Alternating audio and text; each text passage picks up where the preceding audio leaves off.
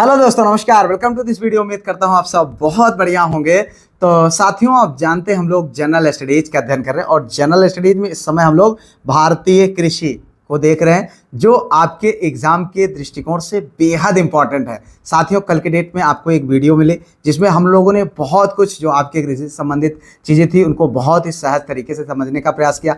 आज की इस वीडियो के माध्यम से हम लोग कृषि की पद्धतियाँ, प्रणालियाँ और प्रमुख संस्थान, जी हाँ, प्रमुख जो संस्थान हैं उनके बारे में देखेंगे, कृषि विज्ञान के बारे में देखेंगे, स्थानांतरित कृषि के बारे में देखेंगे और कृषि एवं पशुपालन से संबंधित चीज़ों को देखेंगे, फसल एवं उनसे संबंधित रोग के बारे में देखेंगे, उर्वरक देखेंगे, सिंचाई का भौगोलिक परिदृश्य के बारे में देखेंगे, प्रमुख जो पशु हैं उनके प्रकार के बारे में देखेंगे और इन सारी चीज़ों से संबंधित जो भी चीज़ें आपके एग्जाम के दृष्टिकोण से बेहद इंपॉर्टेंट है उनको सब कुछ यहाँ पर देखेंगे। आप यहाँ पर देख सकते हैं, ये सारा कुछ बहुत ही सहज एवं सरल तरीके से हम लोग आगे इस वीडियो के माध्यम से देखने वाले हैं। साथियों, आप जानते हैं वीडियो नियमित तौर पर हमारे इसी यूट्यूब चैनल पर आपको शाम को 7 बजे हमारे इसी यूट्यूब चैनल पर प्राप्त होती है। इसके अतिरिक्त मॉर्निंग में करंट अफेयर्स की क्लास प्राप्त होती है, जो अगर आप किसी भी प्रकार के गवर्नमेंट सर्विस के एग्जाम की तैयारी कर रहे हैं तो बेहद इंपॉर्टेंट है। और अगर आप चाहते हैं जो कुछ भी मैं पढ़ाता हूं, बोलता हूं, सब कुछ आपको PDF के रूप में मिल जाए तो आप हमारे इस नंबर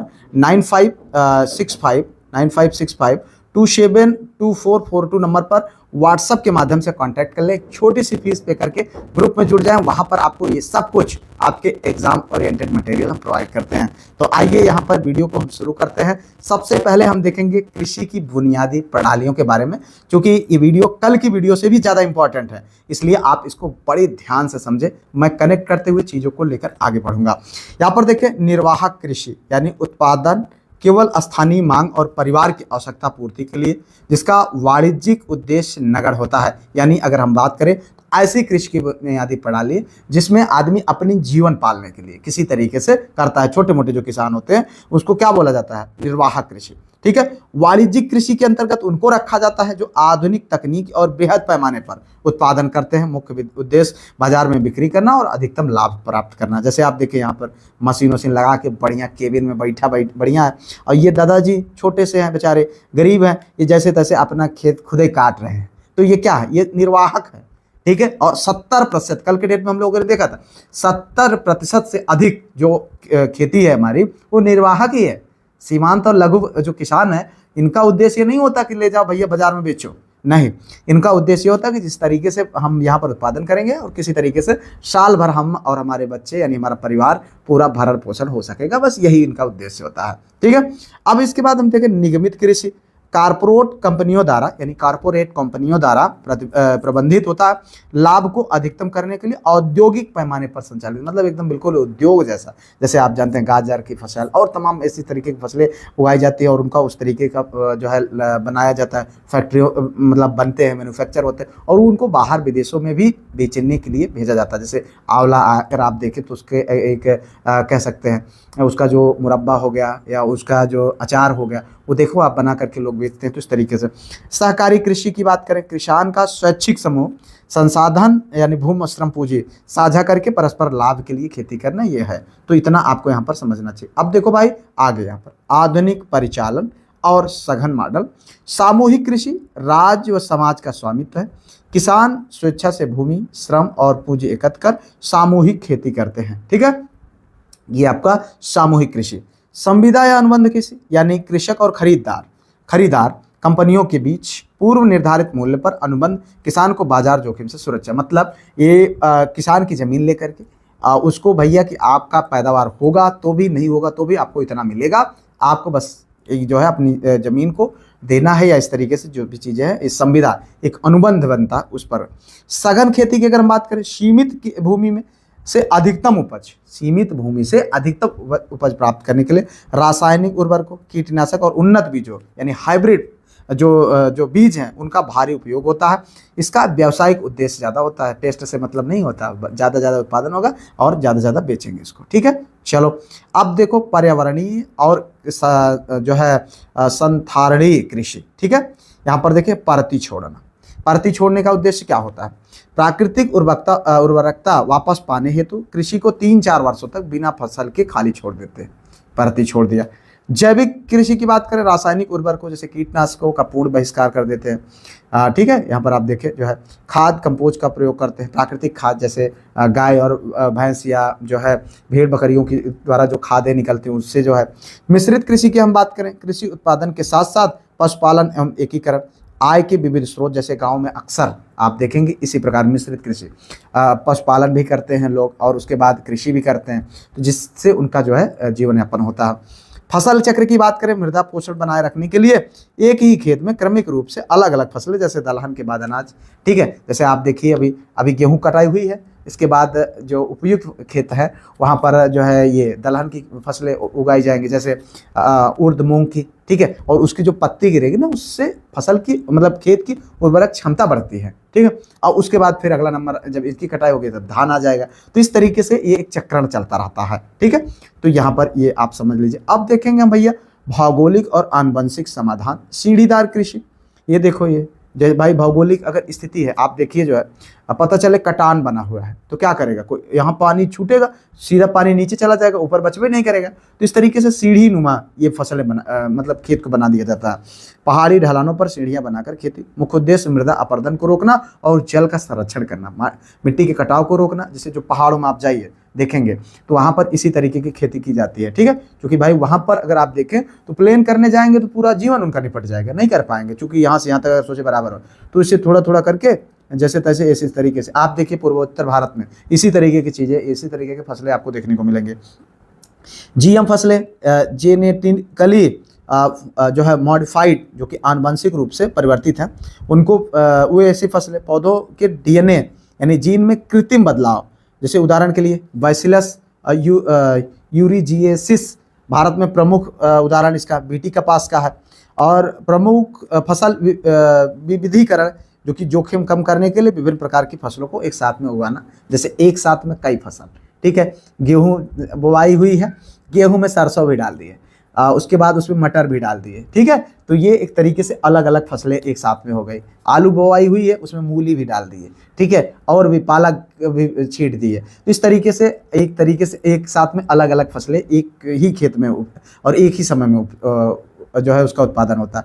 अब देखो सबसे मज़ेदार चीज़ जो आपको आपके एग्जाम में फ्रिक्वेंटली पूछा जाता है, उत्तर पूर्वी भारत में झूम खेती होती है। ठीक है, बस्तर जिला छत्तीसगढ़ में दीपा प्रकार की खेती होती है, यह स्थानांतरित कृषि है। दक्षिण पूर्वी राजस्थान वालरे प्रकार, और मध्य प्रदेश में बेवार एवं एरका, उड़ीसा में कमान भृंगा पामा डाबे, पश्चिमी घाट में कुमारी। ये सब कृषि के प्रकार हैं। ठीक है, स्थानांतरित कृषि के प्रकार हैं, इनको आप ध्यान रखें। अब हम बात करेंगे विशिष्ट कृषि विज्ञान यानी जीव जंतु। देखो यहाँ पर पिसीकल्चर बहुत पूछा जाता है क्वेश्चन, किससे संबंधित? व्यावसायिक स्तर पर मछली पालन करना, किसके लिए? जल कृषि का प्रमुख अंग है। देखो यहाँ पर भाई मछली पालन किया जाता है किसके लिए? ऐसा थोड़ी ना कि मछली बड़ी बड़ी हो जाएगी तो हम बूढ़े होंगे तो हमारे काम आएगी, वो हमको पालन पोषण करेगी, ऐसा तो होता नहीं है। आदमी क्या करेगा, उसको बेचता है, बेच करके फिर जो है पैसा कमाता है। ठीक है, ऐसा थोड़ी ना कि बच्चे की तरह पाल करके मैं बूढ़ा होऊंगा तो ये मेरे परिवार का जो है अगली पीढ़ी की चलाएगा, ऐसा तो होता नहीं है। सेरिकल्चर रेशम उत्पादन और रेशम के कीड़ों का पालन। ठीक है, तो इस तरीके से होता है। एपीकल्चर शहद और मोम उत्पादन हेतु वाणिज्यिक मधुमक्खी पालन किया जाता है। बर्मी कल्चर बहुत क्वेश्चन बनता है भाई, ध्यान रखना है, इसको बिल्कुल भी इग्नोर मत करना। कृषि उत्पादन और मृदा उर्वरकता में वृद्धि हेतु केचुआ का पालन किया जाता है। बर्मी कल्चर बहुत ज़्यादा इंपॉर्टेंट है। ठीक है, तो अब आगे हम और जो देखेंगे यहाँ पर कृषि विज्ञान वनस्पति हार्टिकल्चर, बागवानी फसलें। देखो यहाँ पर सुंदर व्यापक स्तर पर फल सब्जी और औषधि जो पौधों का उत्पादन किया जाता है। ठीक है, फ्लोरिकल्चर सजावट और वाणिज्यिक उपयोग के लिए फूलों की कृषि की जाती है। देखो कितने सुंदर सुंदर है। ठीक है, तो इस तरीके से ओलेरिकल्चर जो कि पौष्टिक साग सब्जियों की वैज्ञानिक कृषि होती है। ठीक है, अगर हम बात करें पोमोलॉजी फल विज्ञान यानी फलों की खेती और उनका जो है व्यवस्थित अध्ययन, ये बहुत इंपॉर्टेंट है भाई, इग्नोर नहीं करना। ठीक है, और अभी तक वीडियो लाइक ना करे हो तो कह ले हो भैया, चैनल को सब्सक्राइब हाइप शेयर कर लेना, नहीं पाप लागी जान लेना। कृषि देखिए विशिष्ट कृषि विज्ञान, इसमें देखिए विटिकल्चर विशेष रूप से अंगूरों का उत्पादन एवं संवर्धन। देखो अंगूर ये खट्टे लटक रहे हैं भैया। जो है कल्चर ओलिविकल्चर जो कि तेल और खाद्य उपयोग हेतु जैतून की कृषि का।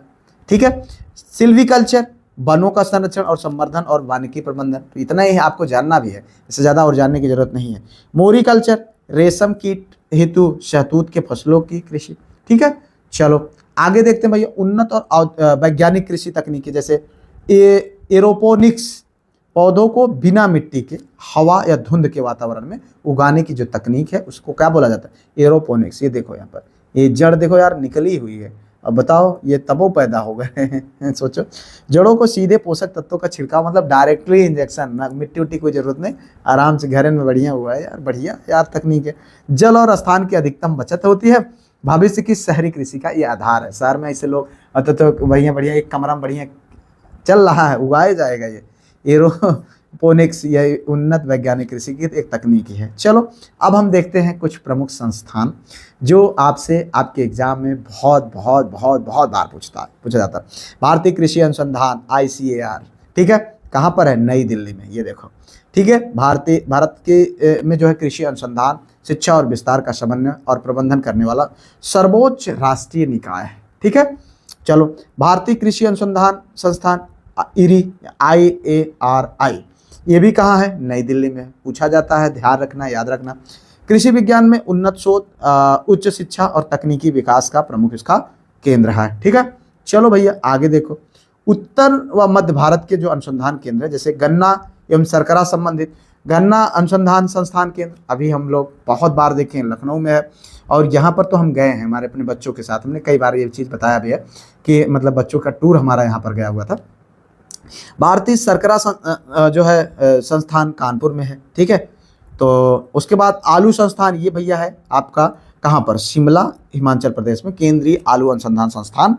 पशुपालन एवं उर्वरक, ये केंद्रीय भैंस अनुसंधान कहाँ है? हिसार, हरियाणा में। ठीक है, केंद्रीय उर्वरक गुणवत्ता नियंत्रक एवं प्रशिक्षण संस्थान, ये कहाँ? फरीदाबाद, जो कि हरियाणा में। बहुत इंपॉर्टेंट है, ध्यान रखना भाई। प्रायद्वीपीय तटीय अनुसंधान केंद्र, अब देखो डेयरी कहाँ है? डेयरी है भैया राष्ट्रीय डेयरी विकास बोर्ड, जो कि कहाँ है? गुजरात में। कहाँ है? गुजरात में। अभी कल के डेट में जो टेस्ट हुआ था, मतलब इससे पहले वाला शुक्रवार को, तो ये क्वेश्चन भी हमने पूछा हुआ था उसमें। ठीक है, तंबाकू, जो कि केंद्रीय तंबाकू अनुसंधान संस्थान कहाँ है? राजमुंदरी, जो कि आंध्र प्रदेश में है। ठीक है, चलो रोपड़ एवं पेय फसलें, जैसे केंद्रीय रोपड़ फसल अनुसंधान संस्थान कासरगोड, जो कि केरल में है। ठीक है, केंद्रीय कॉफी अनुसंधान संस्थान चिक्कमगलूर, कर्नाटक में है। देखो कितना सुंदर लग रहा है यार, यहाँ घूमने का मन है। दक्षिण के विशेष केंद्र अगर हम बात करें, ICAR, जो कि गन्ना प्रजनन संस्थान है कोयम्बटूर, जो कि तमिलनाडु में है। राष्ट्रीय केला अनुसंधान, जो कि त्रिली तमिलनाडु में है। तो ये सब बहुत इंपॉर्टेंट है। अब थोड़ा सा देखिएगा भारत के कृषि पारिस्थितिकी तंत्र। तो आधारभूत प्रणाली की हम बात करें, निर्वाहक में जो है निगमित कृषि तक, यह तय करता है कि खेती कैसे और किसके लिए की जाती है। ठीक है, उसके बाद विशिष्ट विज्ञान के माध्यम से सेरिकल्चर, हार्टिकल्चर आदि के माध्यम से यह तय करता है कि क्या उत्पादित किया जा रहा है, वनस्पति या जीव। संस्थागत अगर हम बात करें, ICAR, IRI यानी IARI एवं क्षेत्रीय केंद्र अनुसंधान एवं गुणवत्ता नियंत्रण के माध्यम से कृषि को वैज्ञानिक दिशा देते हैं। तो ये एक तरीके से ये समझ सकते हैं आप यहाँ पर। ठीक है, चलो भाई आगे बढ़ते हैं। यहाँ पर भारत में कृषि एवं पशुपालन का समग्र अध्ययन करेंगे। ठीक है, ये देखो गैया वैया बढ़िया जो है, देखो कितना सुंदर सुंदर लग रही है। तो यहाँ पर आप देखें, यहाँ पर हम बात करेंगे फसलों के प्रमुख रोग। सबसे पहले इससे भी संबंधित क्वेश्चन आपको आपके एग्जाम में देखने को मिला है, बहुत इंपॉर्टेंट चीज़ें हैं। ठीक है, धान में ब्लास्ट, खैरा, ये सब रोग है मिलेंगे। गन्ना में, शुगर केन में रेड रॉट, ग्रासी शूट। मक्का में अगर हम बात करें, व्हाइट बड। ठीक है, बाजरा में अगर हम बात करें, अर्गट, हरित बाल। और गेहूं में बात करें तो रस्ट, करनाल बंट। और मूंगफली में बात करें टिक्का, केला में बात करें पनामा। ये पूछा जाता है क्वेश्चन। ठीक है, ये रोग आपको जानना चाहिए। उर्वरक और मृदा स्वास्थ्य के वैज्ञानिक मापदंड, अब यहाँ पर थोड़ा सा हम समझेंगे। NKP अनुपात, यानी पौधों के लिए नाइट्रोजन, फास्फोरस और पोटेशियम का आदर्श संयुक्त रूप जो होता है वो 4:1 का होता है। यानी अगर आप देखें तो नाइट्रोजन 4 गुना, फास्फोरस 2 गुना और पोटेशियम 1 गुना माना जाता है। यूरिया की बात करें, पौधे को जो है नाइट्रोजन जो है एमाइड के रूप में मिलता है। इसमें 46% नाइट्रोजन होता है। DAP यह एक उर्वरक है जिसमें 64% फास्फोरस तथा 18% क्या होता है? नाइट्रोजन होता है। ठीक है, चलो भाई जैव उर्वरक मृदा संरक्षण संवर्धन के प्राकृतिक विकल्प। हरी खाद जो है ग्रीन, ये ग्रीन मेन्योर जैसे सनई, ढैंचा, ये पूछा जाता है, ठीक है, आपसे पूछ लेगा क्वेश्चन, हरी खाद कौन कौन सी है। सनई है, खेतों में बोई जाती है भाई। ढैंचा हो सकता है, आप अगर किसी से संबंध रखते हैं तो निश्चित तौर पर आपको पता होगा, एकदम फड़ी जो है फसल खड़ी रहेगी, हरा हरा रहेगा, और उसके बाद उसी में ट्रैक्टर चलवा करके उसकी जुताई कर दी जाता है, तो वो क्या होता है कि मिल जाती है। चूँकि हमारे यहाँ ऐसा ही किया जाता है तो हमको अच्छे से पता है। ग्वार, लोबिया और मूंग जैसी फसलें जो है ये इसके जो है क्या है, उत्तम स्रोत है, ठीक है। मूंग की भी जो खेती होती है उसके भी जो पत्ते गिरते हैं ना, बहुत फर्टिलाइज होते हैं। सहजीवी जीवाणु राइजोबियम, ये है मुख्य रूप से दलहन फसलों की जड़ों में पाया जाता है, ठीक है। नाइट्रोजन स्थिरीकरण क्या करते हैं, एजोटोबैक्टर, ये क्वेश्चन आपके एलटी ग्रेड एग्जाम में पूछा गया है। एजोटोबैक्टर यहाँ पर देखिए, एजोस्पिरिलियम और नील हरित शैवाल, ये क्या है, मिट्टी में स्वतंत्र रूप से कार्य करते हैं, ठीक है। केचुआ अथवा मिट्टी की उर्वरकता बढ़ाने के कारण इसको कृषकों का मित्र कहा जाता है, और बहुत बार हम लोगों ने देखा, बचपन से ही पढ़ रहे हैं। भारत में सिंचाई का भौगोलिक परिदृश्य देखो, ये यहाँ देखो इस तरीके से, ठीक है, देखो पानी आ रहा है, इसे खेतों में जा रहा है, ठीक है। चलो, भारत की कृषि योग्य भूमि का लगभग 47.6% हिस्सा सिंचित है। नलकूप की बात करें, ट्यूबवेल सिंचाई का सबसे बड़ा साधन, 84% उपयोग इसी का होता है, ट्यूबवेल का, ठीक है। उत्तर प्रदेश में कैनाल और मतलब कैनाल, नहर और नलकूप दोनों द्वारा सिंचाई में जो है देश में प्रथम स्थान है। तमिलनाडु की बात करें, तालाब टैंक से सिंचाई प्रणाली में सबसे अग्रणी राज्य है।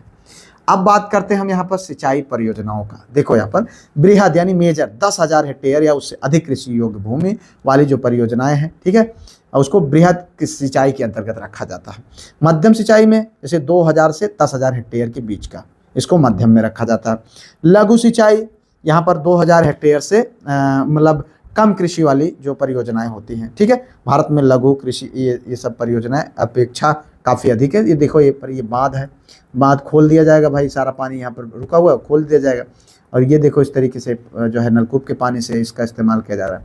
अब हम बात करेंगे यहाँ पर पशुपालन, जो बहुत इंपॉर्टेंट है। यहाँ पर देखें, ये भैया भेड़ है, ये गैया है, ये भैंसिया है, यहाँ पर बकरियाँ भी होंगी। तो इस तरीके से आप देखें, भारतीय कृषि अर्थव्यवस्था में पशुधन का अत्यंत महत्वपूर्ण योगदान रहा।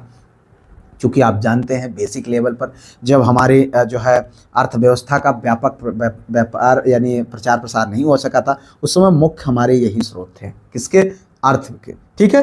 तो पशुधन गणना का इतिहास पहली बार 1919 में आयोजित किया गया। यह गणना प्रति 5 वर्ष में होती है। 20वीं गणना 2019 देश में पशुधन आबादी अगर हम बात करें 535.78 मिलियन तक पहुंच गई है, ठीक है। वृद्धि दर की हम बात करें 2012 की पिछली गणना की तुलना में पशुधन 4.6% की वृद्धि दर की गई है। चलो भैया ये देखो, अब कुछ नस्लों के बारे में देखेंगे, ये भी क्वेश्चन बन जाएगा आपको।